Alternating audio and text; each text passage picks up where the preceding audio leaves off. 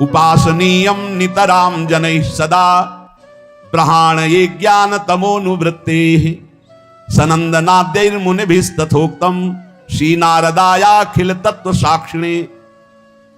अज्ञान अंधकार की परंपरा का नाश करने के लिए श्री राधा चरणारविंद की उपासना अनिवार्य है। अगर पूर्ण अज्ञान का नाश करके प्रेम में डूबना है तो श्री जी के चरणों का आश्रय लेना।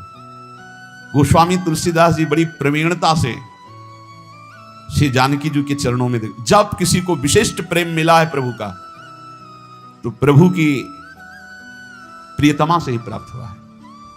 जनक श्रुता जग जननी जानकी अतिशय प्रिय करुणा निधान की ताके जुग पद कमल मनाऊं जा सुकृपा निर्मल मति पाऊं। प्रभु को निर्मल चाहिए ना, निर्मल मंजन सो मत पावा। कहां से होगा? बोले सियाजू की कृपा से होगा। प्राण प्रीतमा श्री राम जी की हे जनक नंदनी आपके जुगल चरणारविंद की वंदना करता हूं। आप मेरी मति को निर्मल प्रेममय कर दीजिए।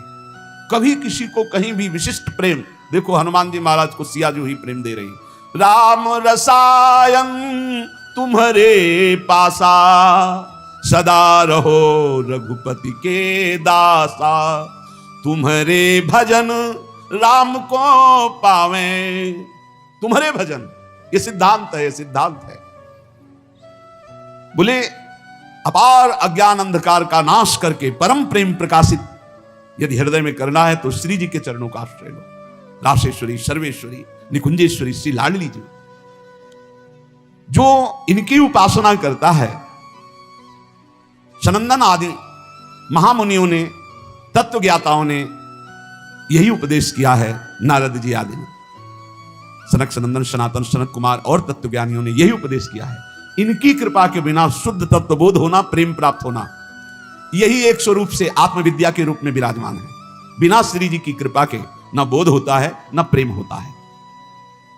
नान्या गति कृष्ण पदारविंदात् संदृश्यते ब्रह्म शिवादि वंदितात् भक्तेच्छयोपतसु चिन्त्य विग्रहा दचिंत शक्ते रविचिंत शासयात्। ब्रह्मा शिवादि देवेश्वर भी जिनकी वंदना करते हैं, भक्तों की इच्छा के अनुसार जो चलने लगते हैं, देख लो ब्रह्मा शंकर आदि जिनकी चरण वंदना करते हैं और जो भक्तों की इच्छा के अनुसार चलने लगते हैं, इतने भगवान अधीन हैं अपने भक्तों की इच्छा के अनुसार चलने लगते हैं। आप सोचो ना, ये कैसे हो सकता है कि सारथी के पद में वो बैठे हुए हैं जिनके चरण रखने की चौकी को भगवान शंकर ब्रह्मादि नमस्कार करते हैं। ध्येयम सदा परिभवग्नम अभीष्टदोहम तीर्थास्पदम शिवविरंचिनुतम शरण्यम, जो भक्तों की इच्छा के अनुसार चलने लगते हैं। एक बार अगर दुर्योधन को ठीक से समझाया जाए तो हे श्री कृष्ण, हो सकता है वो समझ सकता है। युधिष्ठिर जी ने कहा तो जैसी आप आज्ञा करें, आप संधि के लिए जाइए। आप संधि दूत बन के जा रहे हैं। कौन? अखिल कोटि ब्रह्मांडों के नायक। क्या आप अपने भक्तों की इच्छा के अनुसार चलने वाले हैं? पहले आप भक्त बनिए, पहले आप जोई जोई प्यारो करे सोई मोहि भावे, तब भावे मोहि जोई सोई सोई करे प्यारी। परम सुंदर, परम चिंतन करने योग्य, परम सुंदर लीला शरीर धारण करने वाले अचिंत शक्ति संपन्न प्रभु, अब तो आपके चरणारविंद के सिवा हमारी कोई दूसरी गति नहीं है। कृपा से दैन्यादियुजि प्रजायते यया भवे तो प्रेम विशेष लक्षणा भक्तिर्हनन्यादिपतेर महात्मनः साचोत्तमा साधन रूपिका परा। ऐसी कौन सी भक्ति है जिसमें भगवान भक्त के अनुसार चलने लगते हैं? बोले जिसमें अभिमान शून्य हो गया है और जो दैन्य युक्त हो गया है, उसमें सारे वो सद्गुण आ जाते हैं जिससे श्री कृष्ण विशेष उसके अधीन हो जाते हैं। दैन्य अभिमान शून्य के हृदय में वो सारे सद्गुण आ जाते हैं जिन सद्गुणों से रीझ कर प्रभु अधीन हो जाते हैं। श्री कृष्ण की विशेष कृपा उस साधक उपासक भक्त पर है जो अभिमान शून्य और दैन्य है। जो सर्वेश्वर प्रभु के चरणों का प्रेम प्राप्त करना चाहता है वो अभिमान न करे, दैन्य रहे, दीन भाव लाए। उत्तम साध्य भक्ति का लक्षण है दैन्य भाव, अभिमान शून्यता। और तो सब भक्ति साधारण भक्ति के अंतर्गत आती है, दैन्य और अभिमान शून्य होकर निरंतर अपने इष्ट के चिंतन में रहना, ये सर्वोत्तम भक्ति का लक्षण है। उपास्य रूपम तदुपास कस्य च कृपा फलम भक्ति रसस्ततः परम विरोधिनो रूप मथैत दाप्तेर गेयाय मेर्था अपि पंच साधु भी। अपने उपास्य देव के सिवा कहीं भी हमारा कोई भी लगाव ना हो। प्रिया प्रीतम कहीं भी लगाव होगा तो उपास्य देव से हटा देगा वो लगाव। संसार का लगाव कहीं भी होगा, हिरण में लगाव हुआ तो हटा दिया उपास्य देव से। ऐसे महापुरुष को, जिनके स्वयं पिता भगवान ऋषभ देव जी हैं, भगवान के अवतार हैं, वो इतना गाढ़ प्रेम हिरण से हो गया, लगाव हो गया कि भगवान का भजन साधन पूजन सब छूट गया। अपने उपास्य देव से हटकर कहीं लगाव नहीं होना चाहिए। ढूंढ लो अपने हृदय में कोई भी खान पान वस्तु व्यक्ति स्थान उपास्य देव से बढ़कर कहीं लगाव नहीं। उपासक भगवान की कृपा का फल, भक्ति रस का आस्वादन, भगवत प्राप्ति के विरोधी भावों का त्याग, ये उसमें जागृत हो जाता है। जब उपास्य देव में दृढ़ भाव आ जाए, उपास्य देव में दृढ़ भाव, बहुत कठिन है उपास्य देव में आसक्त होना। जगत गुरु माधवाचार्य जी श्री भगवान का जो नित्य निरंतर स्मरण करते हैं, अंतकाल में भगवान की विस्मृति का समय आता है, क्योंकि अंतिम समय जो मरने के समय दुख होता है, सैकड़ों हजारों भिक्षु एक साथ मारे डंक तो जो कष्ट होता है, ऐसी पीड़ा होती है। मरने की जन्मत मरत दुशाह दुख हुई। मरण काल के समय ऐसी भयंकर पीड़ा होती है, नस नाड़ियों में बात पित्त कफ कंठ अवरुद्ध हो जाता है और यमदूत उसे पासों से जकड़ते हैं, फिर खींचते हैं जीवात्मा को। उस समय भारी भय, भारी घबराहट, भारी पीड़ा, तो मूर्छित हो जाता है। उस समय भगवान की स्मृति नहीं रहती। इसलिए जो नित्य निरंतर स्मरण करता है तो अंत समय भगवान उसका स्मरण बन जाते हैं। उस दुख के समय भगवान का रूप प्रकाशित होता है करुणा करके, और नाम चलने लगता है, बस जीव का परम कल्याण हो जाता है। धाम में क्यों बार बार कहते हैं कि कैसा भी हो भगवत प्राप्ति हो जाएगी। एक श्लोक में श्रीपाद कह रहे, सापराधेश्च ये राधा पदमाधाय चेतसी बसति वृंदा विपिने नन्यान धन्यान नमामितान। ये बहुत बड़ी बात है। जो वर्तमान में अपराधी है, अपराध कर रहा है, वर्तमान में वो वृंदावन रह रहा है, पर वो किशोरी जी के चरणों का आश्रय लिए है। ये खास बात हो गई। तो बोले वृंदावन में वास करते हो, जब उसका शरीर छूटेगा तो बड़भागी भक्तों के पद को प्राप्त होगा। धन्यान नमामितान, मैं नमस्कार करता हूं उसको। क्यों? क्योंकि यहां जब शरीर छूटेगा तो उसके भजन का परिणाम नहीं देखा जाएगा। उसके अंतिम समय में श्री जी की सखिया के राधा नाम स्मरण कराएंगे और वो परम पद को प्राप्त हो जाएगा, पक्का। अंतिम समय सापराधाश्च ये राधा पदमाधाय चेतसी, सापराध अपराध सहित, पर वो किशोरी जी के चरणों का आश्रय लिए। ये भाई हमारी आदत है, हम ऐसा नहीं छोड़ पा रहे हैं। अब आप देखो, आपका काम, लेकिन लाडली मैं आपका हूं। लाडली में वृंदावन नहीं छोड़ सकता, आपको नहीं छोड़ सकता, जब बुरे आचरण नहीं छोड़ सकता तो आपको कैसे छोड़ सकता हो? होता है स्वभाव में। आप कह सकते हो कि ऐसा कैसे हो सकता है, ऐसा होता है, होता है। स्वभाव बहुत विचित्र है, स्वभाव बहुत विचित्र। जो जैसा होता है। एक बहुत रईस घर के महात्मा थे, बड़े विरक्त थे, पर एक कपड़ा भी ना उसको एकदम ऐसे चश्मा जहां रखना, जैसे दो तीन चीजें थी। बड़े वैरागी, बड़े, पर वो बड़े घरों में प्रकट हुए थे, तो उनकी जो रहनी थी वो बताती थी कि किसी विशिष्ट घर के हैं। एक भी कपड़ा ऐसे नहीं, जो भी जहां एकदम उनका अभ्यास था, बहुत ही सफाई सुरक्षा, एकदम एक अचला, एक झोली, एक छड़ी, चश्मा। बड़े वैरागी, रात में कब चले गए पता ही नहीं चलता, किसी से आसक्ति नहीं, पर दूर से देखने से लगता था कि इनका विलासितापूर्ण जीवन रहा है। मतलब बड़े घरों के रहे, जो जैसे अभ्यास का होता है उसका अभ्यास झलकता है। अब जैसे पूर्वाभ्यास पापाचरण का है, और उसने जान लिया कि अब मैं बहुत नीच हूं, अब मेरा कल्याण कैसे होगा। महिमा सुनी वृंदावन की, वृंदावन वास करने लगा, लेकिन उसका आचरण ऐसा है। बोले वो जब यहां शरीर छोड़ेगा, नियम लिया था कि वृंदावन वास किए हो, तो अंतिम समय राधा नाम स्मरण सखियां यहां कराती है। ये हमें हितधाम में श्री जी ने स्वयं अनुभव कराया था, ये दृश्य दिखाया था। तो कीर्तनिया बाबा ने कहा कहीं पढ़ा है क्या? उस समय उस सत्संग में आते थे। ऊपर गए, कुटिया में कहा एक प्रश्न है कि आपने आज नई बात हमें बताई कि जब यहाँ शरीर कोई छोड़ता है वृंदावन में, तो वृंदा सखी के आदेश से सखियां राधा नाम सुनाती हैं, तो ये आपने कहीं पढ़ा है क्या? हम कहा अगर आप विश्वास माने तो हमने पढ़ा नहीं, लेकिन कल ही हमको यहाँ पढ़ाया गया था इस कुटिया के ऊपर, यही हमें स्वप्न में श्री जी ने ऐसा अनुभव कराया। तो वो स्वप्न जैसा नहीं था कि हमारी कोई कल्पना हो, वो सीधे परिचय दिया गया था वृंदावन का। अब जैसे कहा गया कि नहीं लिखा, एक बार शरणानंद स्वामी से कहा ये कहीं लिखा तो है नहीं, तो बोले लिख लो ना, लिख लो, नए ग्रंथ की रचना कर लो, जो हृदय में आ रहा है उसको लिख लो, नई बात लिख लो।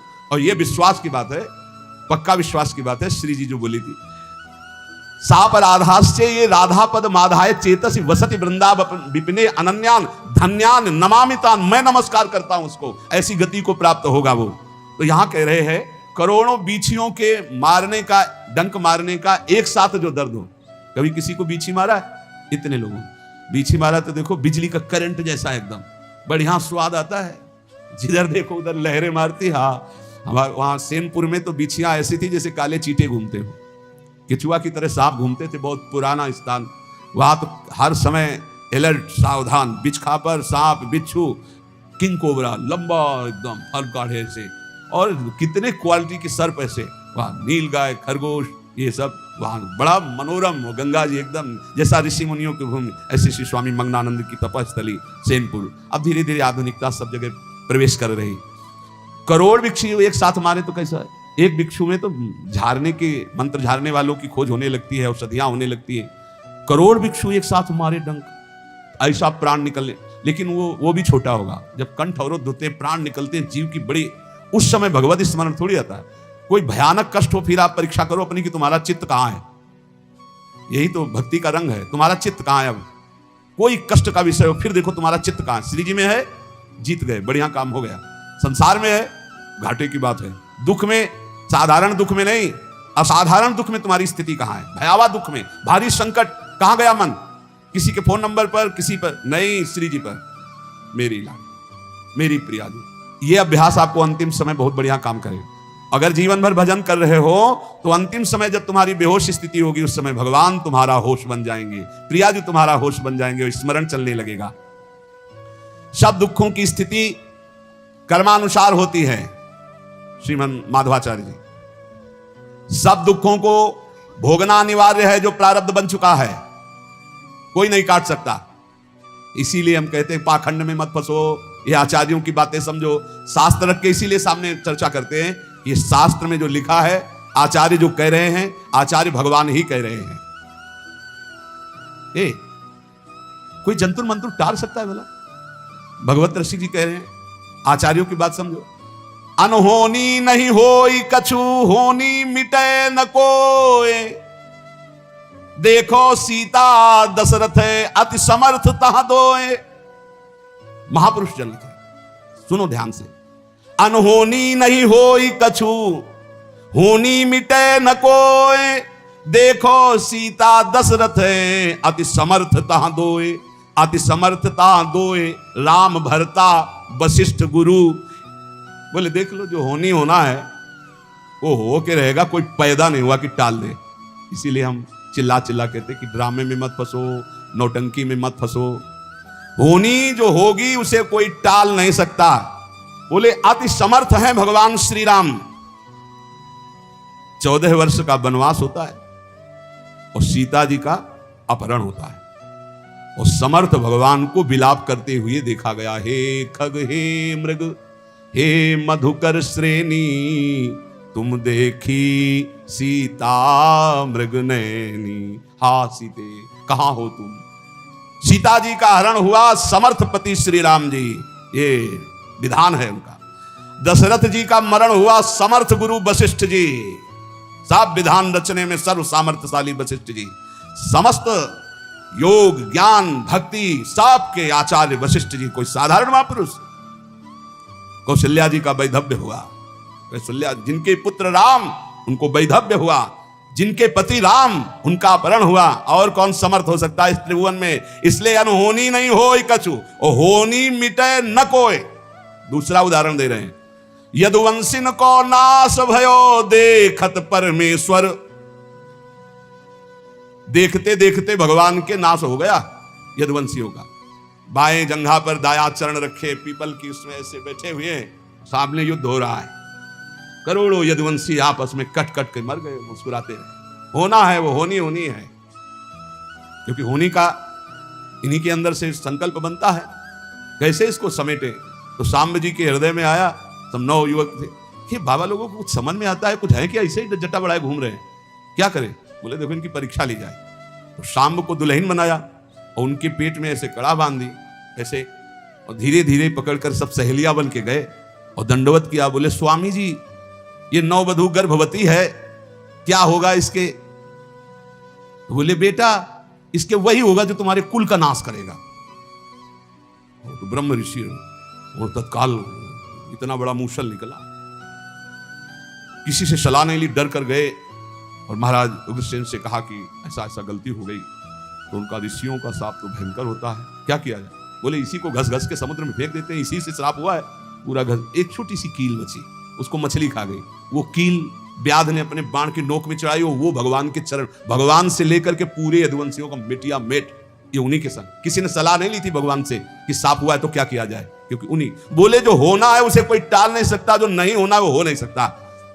यदुवंशियों को नाश भयो देखत परमेश्वर, परमेश्वर श्री कृष्ण के देखते देखते यदुवंशियों का नाश हो गया। और बोले अब परीक्षित का समय आया गिरने का। तो परीक्षित उर्ब्याल मृतक पहिरायो मौनी, वो मौन समाधि में थे, इनकी बुद्धि इतनी खराब हो गई कि मरा सर्प उनके गले में डाल दिया। तो श्रृंग ऋषि ने श्राप दिया 7 दिन में तक्षक काटेगा। कोई रोक पाया? बड़े बड़े ब्रह्म ऋषियों की सभा, बड़े बड़े सब, कोई रोक पाया? इसीलिए आजकल के हमें तो सब बस इतना ही कि सबके चरणों में प्रणाम है, भगवान के स्वरूप है, पर राम कृष्ण हरि भजो, नाम जप करो, भगवान की आराधना करो, इनके नाटक में मत फंसो। कलयुग का ऐसा प्रभाव बढ़ता चला जा रहा है कि सत्य मार्ग ढकता, इनसे बढ़कर कोई समर्थ है। हम कह रहे हैं कि लघुशंका का वेग नहीं रोक सकते, डकार नहीं रोक सकते, अपान वायु नहीं रोक सकते, होनी को रोक दोगे, होनी को रोक दोगे।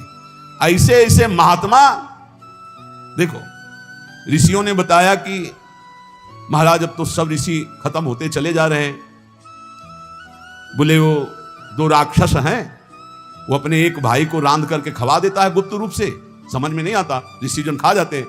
तब फिर वो बुलाता है वातापी, तो सबके पेट फाड़ करके वो आ जाते हैं। वो अगस्त्य जी ने कहा महात्मा नहीं मरेंगे, अब हम चल रहे हैं।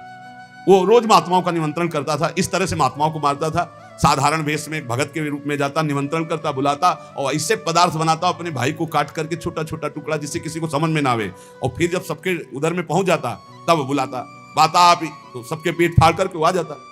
ऐसा राक्षस था। अगस्त्य जी गए, जब परोसन आगे परोसन, बोले रुको पहले हमें तृप्त कर लो फिर महात्माओं को। समुद्र पी जाने वाले महात्मा अगस्त्य जी, तो 100 200 500 महात्मा का जो बनाया था सब अगस्त्य जी चाट गए, पूरा पा गए। वो बड़ा भाई जो है ना बुलाया वातापी, वो बोले गए वातापी, तुम्हारे पच गए वातापी। ऐसे समर्थ समर्थ महात्मा होते हुए भी होनी को नहीं टार पाए, तो ये जो गैस नहीं रोक पा रहे हैं, डकार नहीं रोक पा रहे हैं, लघुशंका नहीं रोक पा रहे हैं, नींद नहीं रोक पा रहे, ये होनी को रोक लेंगे। अरे भाई मत फंसो, हमारी बात मान लो।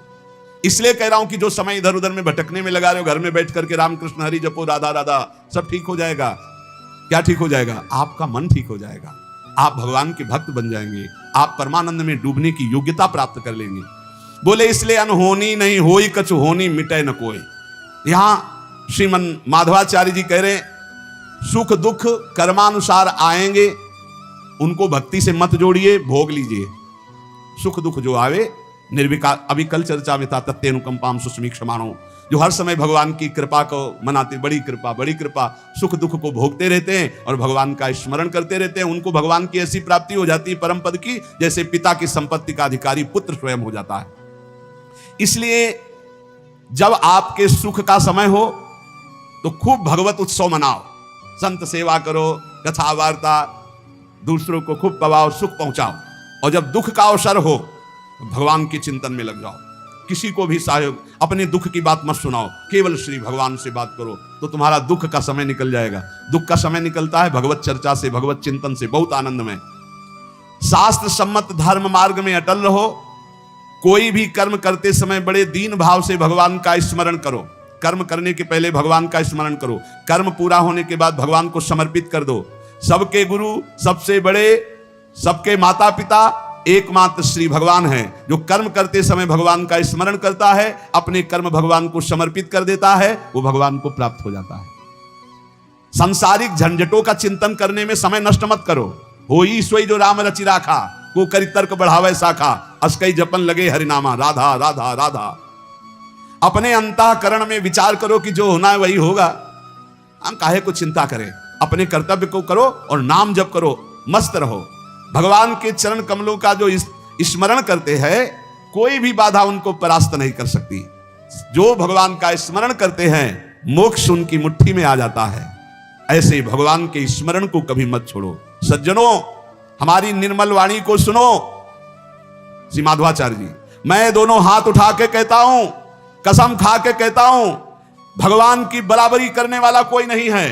वे भगवान से बढ़कर कृपालु कौन हो सकता है। इसलिए एकमात्र भगवान से अपना संबंध रखो।